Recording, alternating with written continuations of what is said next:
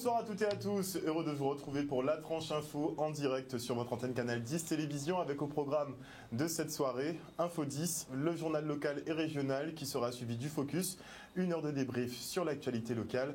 Et ce soir, je reçois les membres de l'association Wibash qui sont spécialisés en informatique à l'Université des Antilles et de la Guyane.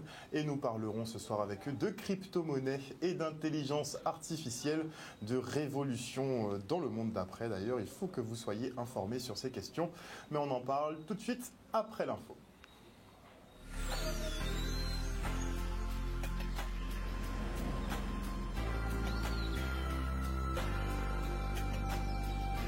Nous sommes le mardi 20 octobre 2020 et voici les titres de ce journal.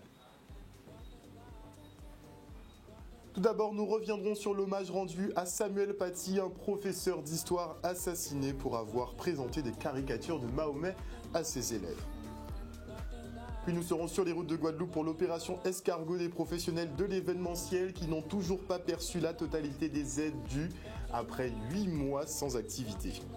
Et enfin, nous irons au collège Carnot qui accueille une centaine d'enfants dans le cadre des vacances apprenantes.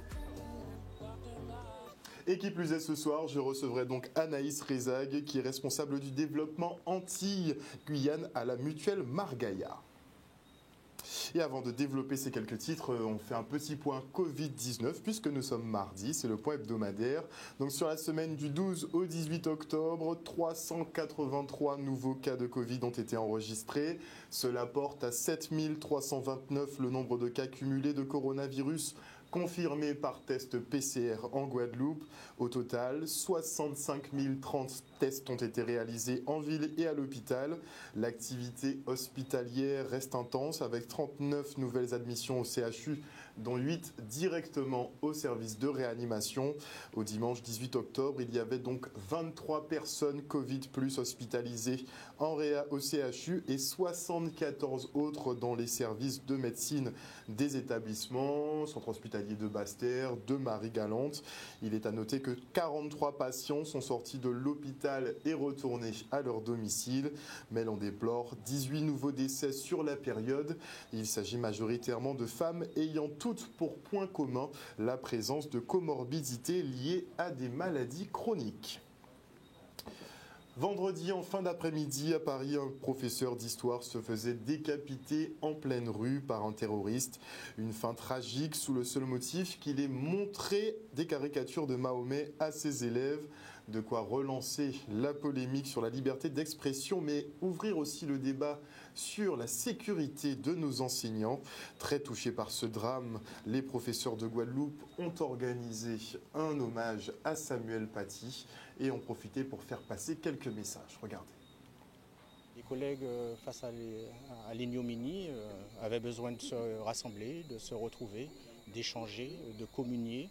Et donc c'est tout naturellement que la FSU et le SNES-FSU ont organisé ce petit rassemblement pour témoigner bien sûr l'affection que nous avons pour ce collègue lâchement assassiné, mais également pour dire à l'ensemble de la communauté éducative que plus que jamais, nous avons besoin de concorde pour pouvoir travailler, nous avons besoin de respect pour pouvoir travailler, nous avons besoin tout simplement que l'ensemble de la communauté éducative se retrouve et que les choses se passent de façon sereine, apaisée. Nos élèves, nos enfants en général ont besoin de lieux justement sécurisés, ont besoin tout simplement de grandir. Et on grandit en échangeant, en discutant, en n'étant pas toujours d'accord, mais je pense qu'à un moment donné, nous sommes dans un pays où la liberté d'expression est fondamentale. Et nous sommes ici tout simplement pour appeler tout cela.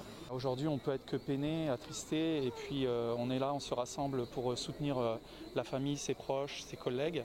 Rappeler que notre métier, c'est avant tout d'ouvrir les esprits, avant tout de permettre aux jeunes de s'émanciper à travers les savoirs, à travers la connaissance.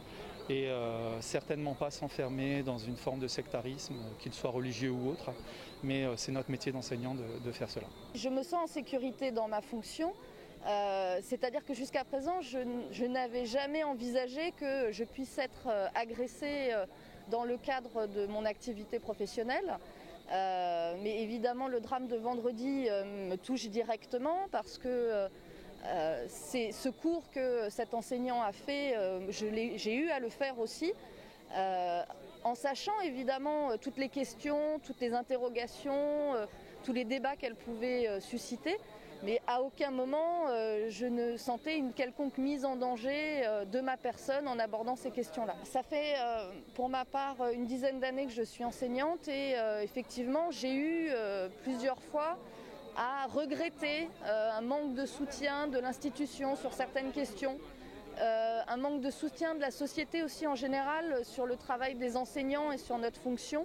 Et je suis très heureuse qu'il y ait beaucoup de rassemblements, pas seulement du monde enseignant, parce que ça montre aussi qu'un enseignant, ça a une place et un rôle important dans notre société aujourd'hui. Et j'espère qu'à l'avenir, on va plus écouter notre voix, écouter ce qu'on fait remonter et que lorsque on signale qu'il y a des tensions ou qu'il y a des situations complexes, on soit vraiment entendu.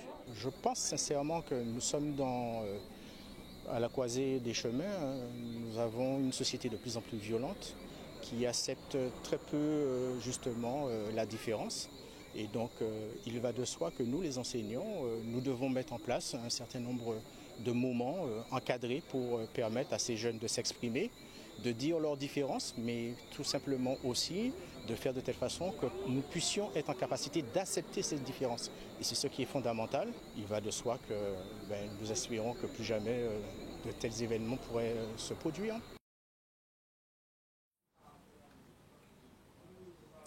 Et maintenant, on se rend au Jouvet Morning, édition Molokoï des professionnels de l'événementiel. Après avoir interpellé les pouvoirs publics et trouvé un deal avec la région, ils n'ont toujours pas vu l'ombre d'un euro.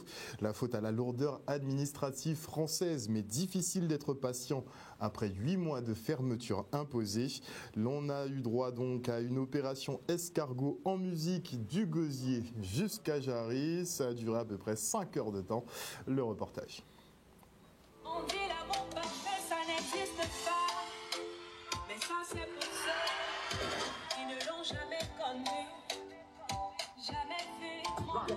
Nous sommes donc sur le pont de la Gabarre pour la mobilisation des professionnels de l'événementiel qui visiblement n'ont pas perçu les aides promises par la préfecture et la région Guadeloupe.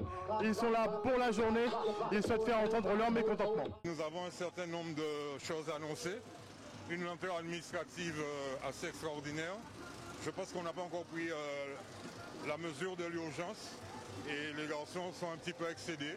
Donc quand dans le résultat au quotidien on sait que les restaurants sont à peine à 20% de leur chiffre, que les bars ne fonctionnent pas. On essaie de faire ce qu'on peut pour faire bouger les choses. Donc si personne ne fait rien, malheureusement, ça va pas changer. On a les jeux de lumière aussi. Les lumières ne travaillent pas. On voudrait remettre la Guadeloupe au travail en remettant l'humain au centre. Mais la chose la plus importante quand même, c'est qu'il faut régler en amont ce qui fait qu'on est fermé aujourd'hui, c'est-à-dire le CHU, la collecte de sang, l'eau et plein d'autres choses. Et je pense que le bordel organisé doit arrêter et nous permettre à tous, je dis bien à tous, de travailler sans distinction. Alors, tant qu'on n'aura pas de réponse par rapport au soutien économique, par rapport à la réorganisation de la société, nous pensons remettre une couche assez régulièrement.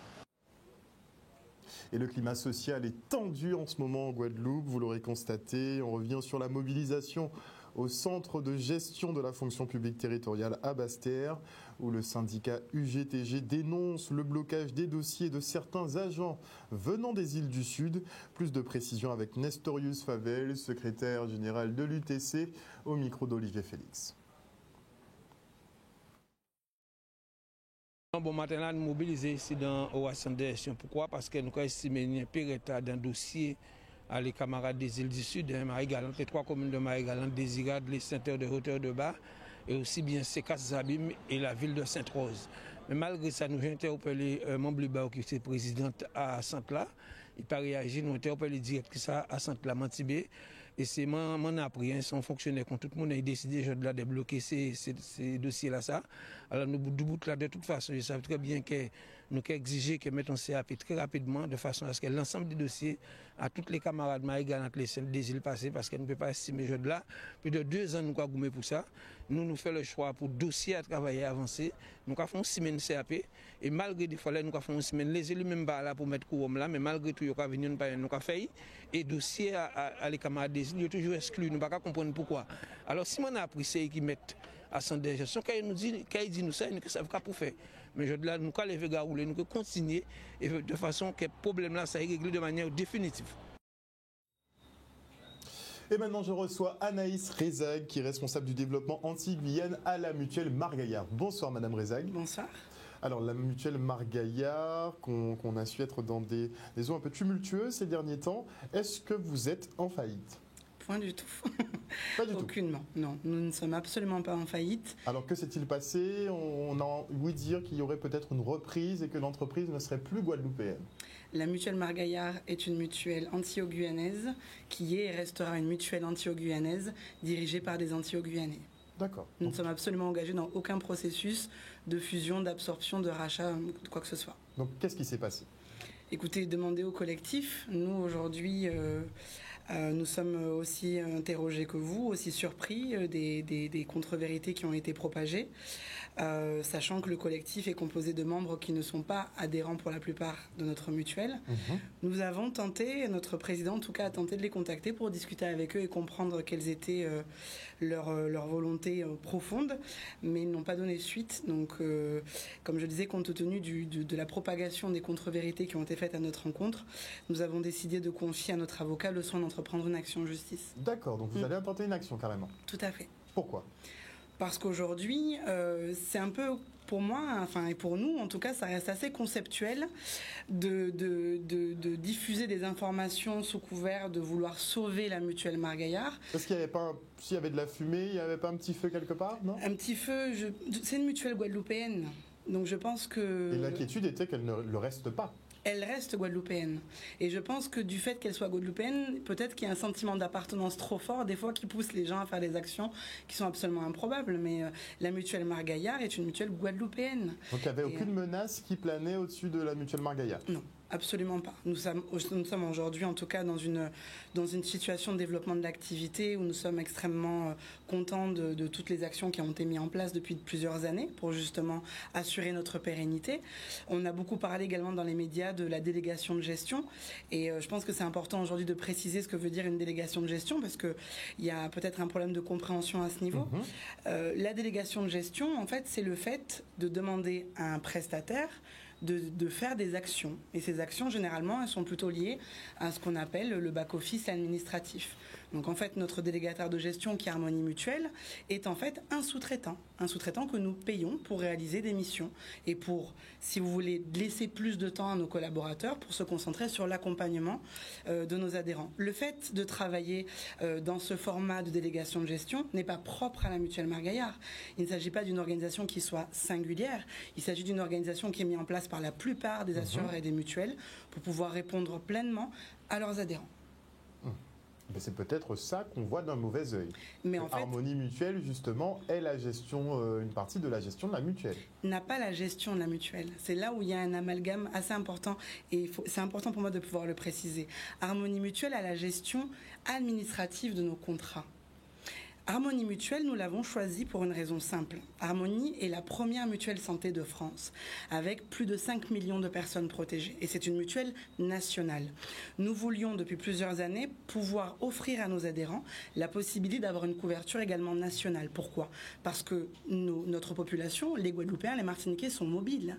On bouge beaucoup aujourd'hui. On bouge dans le cadre personnel, dans le cadre professionnel. Et compte tenu du contexte sanitaire que connaît la Guadeloupe aujourd'hui, on a tendance à aller se faire soigner aussi en direction de l'Hexagone. Donc c'est purement stratégique. C'est purement stratégique. C'est une stratégie qui a été mise en place pour pouvoir assurer la pérennité de la mutuelle. N'oublions pas aussi que nous évoluons dans un cadre réglementaire qui est extrêmement fort. Nous devons répondre à des obligations et des contraintes qui émanent d'un organisme supérieur qui surveille, qui s'appelle la CPR et qui surveille les banques, les assurances et les mutuelles, et qui nous demandent aujourd'hui justement de pouvoir être très très très au clair dans toutes les actions que nous menons, mais qui demandent surtout des contraintes administratives et en conformité sur plein de sujets qui sont extrêmement forts. Si aujourd'hui la mutuelle Margaillard fête ses 87 ans, c'est parce que nous avons justement choisi il y a de nombreuses années de nous rapprocher d'une mutuelle plus forte, plus grande, avec plus de moyens pour assurer la pérennité.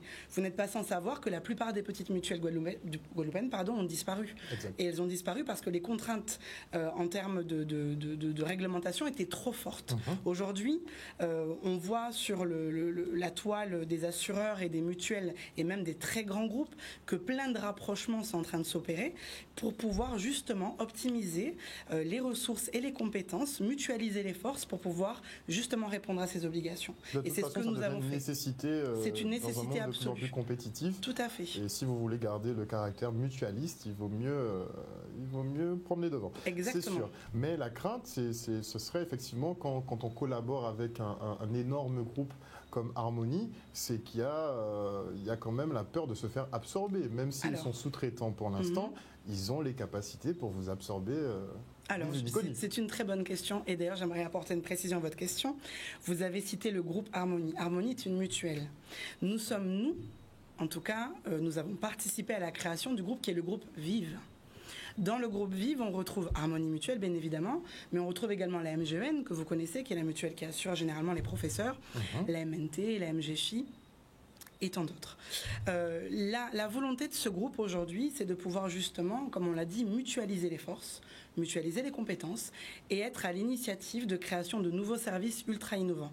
Je vais revenir sur les services dans un instant, mais premièrement, je souhaiterais finaliser cette partie un petit peu solidarité financière, etc., etc. Le groupe Vive apporte à toutes ces entités un engagement contractuel qui s'appelle la solidarité financière.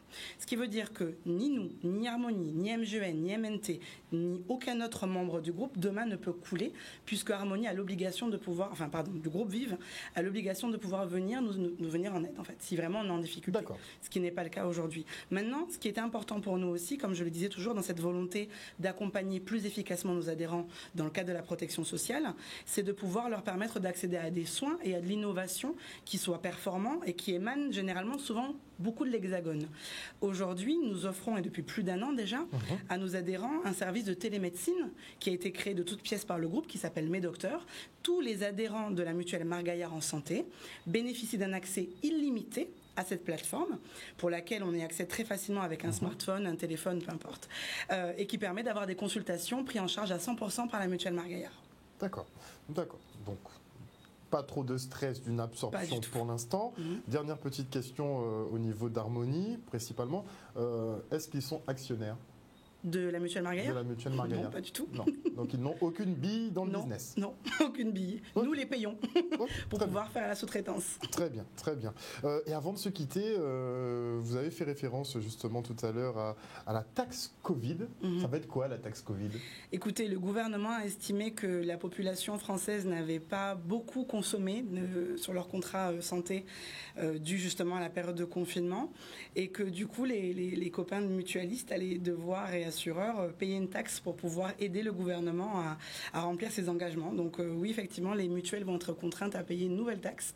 Et en ça, effectivement, ça va encore renforcer nos obligations pour pouvoir justement remplir les caisses du gouvernement. Enfin, je dis ça pour imager un petit peu, mais c'est un peu l'idée.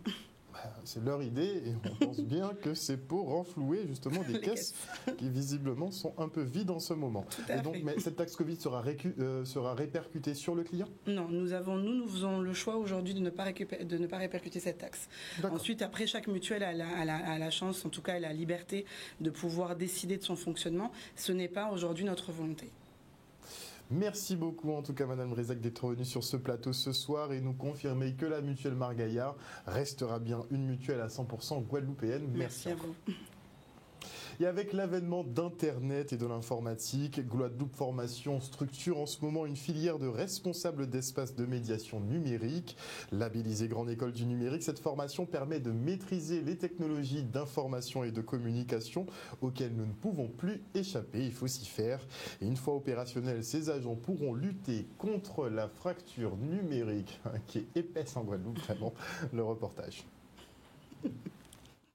L'objectif premier, c'est de former des publics à gérer des espaces de médiation numérique, type tiers-lieu. Ça, c'est le premier débouché. Le deuxième, c'est former des personnes à être des formateurs en TIC, donc en technologie de l'information et de la communication. À l'issue de la formation, j'espère en tout cas, que les stagiaires seront correctement formés, évidemment, pour pouvoir s'insérer professionnellement dans des espaces dédiés comme des tiers-lieux ou pourront aller former dans des centres de formation ou à leur compte. Voilà. En fait, en gros, clairement, les stagiaires peuvent soit créer leur activité et vers des associations, des entreprises, soit intégrer des espaces en tant que salariés, collaborateurs. Cette formation de responsable d'espace de médiation numérique est une formation qui me permettra de renforcer mes compétences professionnelles dans le numérique, puisque j'ai pour projet de créer justement un espace pour accueillir des personnes qui souhaitent utiliser les outils informatiques pour tout ce qui est démarche administrative, puisque maintenant tout est sur le numérique. En fait, en gros, la formation, c'est 3 modules. Le premier, c'est vraiment plutôt technique, technique informatique. Deuxième, c'est conduire un projet, savoir conduire et piloter un projet. Et le troisième, c'est la gestion comptable administrative. Voilà, ce sont vraiment les 3 modules principaux pour la formation.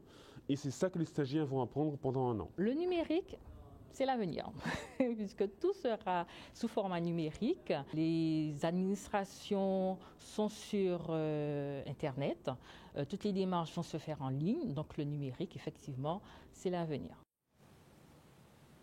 Et pendant la période de vacances scolaires, certains élèves continuent d'aller à l'école pour un dispositif fait pour eux, les vacances apprenantes. À Carnot, 104 jeunes ont ainsi pu découvrir des activités ludiques, artistiques et sportives comme le cirque ou la couture. On n'oublie pas les cours de mathématiques et de français bien évidemment pour garder le niveau. En tout cas, c'est toujours mieux d'y aller que de rester s'ennuyer à la maison. Le reportage de Charlie Dagonia. Le dispositif des objectifs vacances apprenantes, école ouverte, c'est de pouvoir faire de la remédiation pour les élèves sur cette période de vacances, mais de le faire dans un esprit extrêmement différent, puisqu'il y a des activités ludiques, culturelles, sportives, et ça permet aux élèves de voir l'école différemment et en même temps d'être évidemment encadrés sur ces périodes de vacances scolaires. Je crois que c'est propice à l'apprentissage des élèves parce que simplement ils apprennent aussi différemment et l'intitulé de ces journées organisées ici au collège Sadi Carnot, c'était rêver et apprendre d'une certaine façon. Donc je crois que c'est une belle image de ce que peut être l'enseignement. Alors c'est un dispositif qui permet à 104 élèves de l'établissement de pouvoir découvrir des activités artistiques, culturelles et sportives qu'ils ne connaissaient pas jusqu'ici, telles que les arts du cirque, la couture, le hip-hop.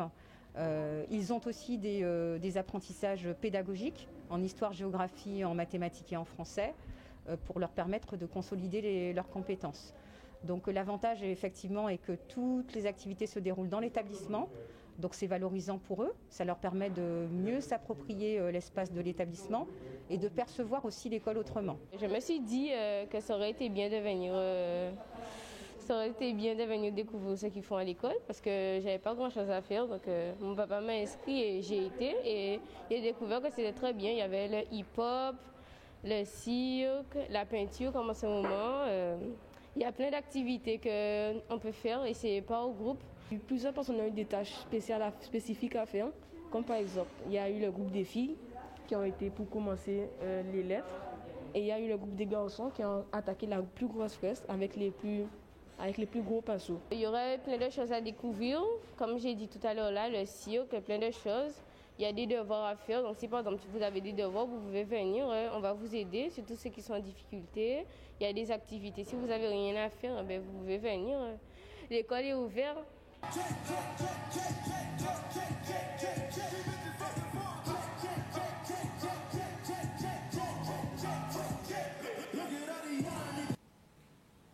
Voilà, chers téléspectateurs, nous sommes arrivés au terme de ce journal. Merci pour votre fidélité. N'oubliez pas que sur Canal 10 Télévision, vous faites l'information que nous diffusons. Ah oui, avant de se quitter, petit rectificatif par rapport aux 18 décès qui ont été prononcés sur la dernière semaine. Visiblement, on me dirait que ce sont majoritairement des hommes qui sont concernés, mais le problème est que la préfecture a envoyé les deux communications, l'une avec majoritairement des hommes, l'une avec majoritairement des femmes. Si on pouvait avoir un communiqué pour trancher, ça m'arrangerait. En tout cas, le journal revient demain à 18h30. Passez une excellente soirée sur Canal 10. Je vous fais des bisous. À demain.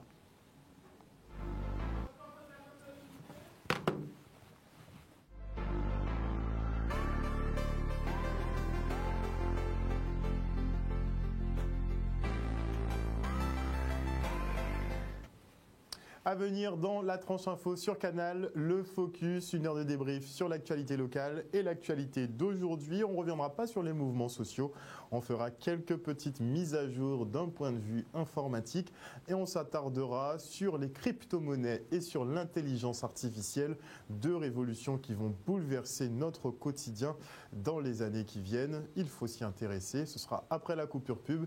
Et avant cela, je dis bonsoir rapidement à Lydie Ratier, à Rudy Saint-Julien, à Teddy Bamberg et à Jimmy, puisque ça ne s'est pas affiché ce soir. Désolé pour les autres. En tout cas, merci à vous tous qui nous suivez sur les réseaux et aussi sur l'antenne de Canal 10 Télévision. On se retrouve après la pub.